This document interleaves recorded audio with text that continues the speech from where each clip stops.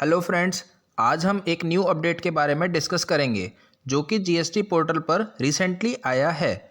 GST में compliances वैसे ही बढ़ते जा रहे हैं, जैसे कि अब आप केवल 105% तक ही क्लेम ले सकते हैं उस अमाउंट का जो कि जीएसटीआर 2A में रिफ्लेक्ट हो रहा होगा।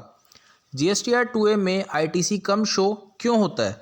क्योंकि सप्लायर ने अपनी रिटर्न में वो सेल बिल या कुछ सेल शो नहीं की होती, जिस वजह से जीएसटी पोर्टल पर एक न्यू अपडेट लाया गया है, जिससे एक टैक्स पेयर अपने सप्लायर और रिसिपिएंट दोनों को ही नोटिफिकेशन भेज सकता है कि उसे कुछ प्रॉब्लम आ रही है और उसके रिगार्डिंग वो क्या चाहता है करना।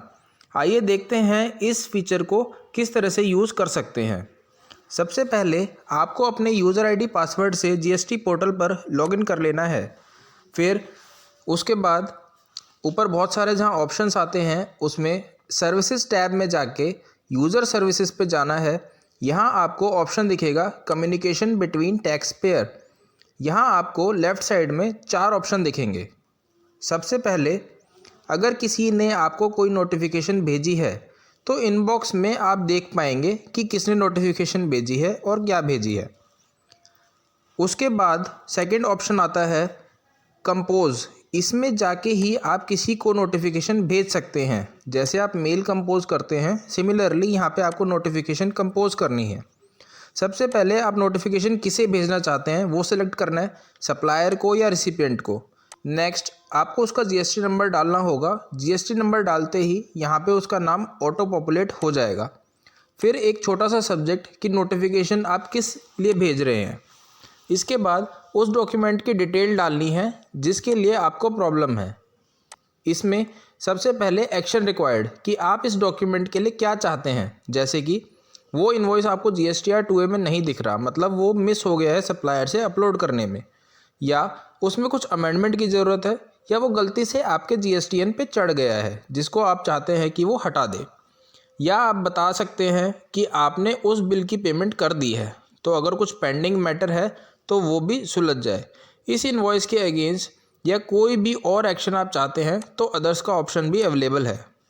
उसके बाद आपको इनवॉइस की डिटेल डालनी है, जैसे कि इनवॉइस है या डेबिट नोट है या क्रेडिट नोट है, डॉक्यूमेंट का नंबर, उसकी डेट, उसकी वैल्यू, प्लेस ऑफ सप्लाई, और उसके बाद इनवॉइस टाइप कि वो रेगुलर इनवॉइस है या फिर एक्सपोर्ट का इनवॉइस है।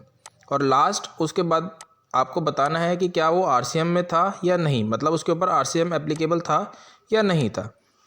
उसके बाद आप 200 कैरेक्टर तक एक ब्रीफ नोट भी डाल सकते हैं, उसको एक्सप्लेन करते हुए कि आपको इस में क्या प्रॉब्लम आ रही है और आप क्या चाहते हैं सप्लायर या रिसिपिएंट से कि वो एक एक्शन ले।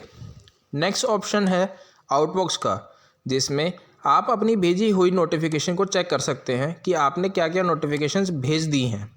And last but not the least option है डाउनलोड CSV टेम्पलेट। ये देखिए, मैं इसको डाउनलोड करके दिखाता हूँ। ये देखिए, अगर आपकी एक पार्टी से बहुत सारे इनवॉइसेस में कंप्लेंट हैं तो आप एक एक उसे पोर्टल पर लिखने की बजाय इस टेम्पलेट में सारी डिटेल्स एक साथ फिल करके अपलोड कर सकते हैं। पर अभी ये जो फीचर है अपलोड का, ये अभी अवेलेबल नहीं हुआ है, लेकिन रिसेंटली बताया है कि ये फीचर भी जल्दी से जल्दी पोर्टल पर लाया जाएगा, जिससे आप सारे इनवॉइसेस को एक टेम्पलेट के थ्रू ही एक्शन बता सकते हैं और अपलोड कर सकते हैं। तो गाइज़, यही था आज का अपडेट जो कि रिसेंटली आया है जीएसटी पोर्टल पर। इससे आप सभी को हेल्प होगी। और इसके साथ एक बेनिफिट और है यहाँ पे इन्फॉर्मेशन डालने का, नोटिफिकेशन भेजने का, कि डिपार्टमेंट को भी पता चल जाएगा कि आपने तुरंत इंटीमेट कर दिया था। जैसे अगर कोई गलत, आपका इनवॉइस है ही नहीं लेकिन आपके जीएसटीआर 2A में शो हो रहा है, आप जैसे ही बता देंगे तो डिपार्टमेंट को पता चल जाएगा कि आपने ये माल नहीं खरीदा है, ये गलती से आपके में शो हुआ है।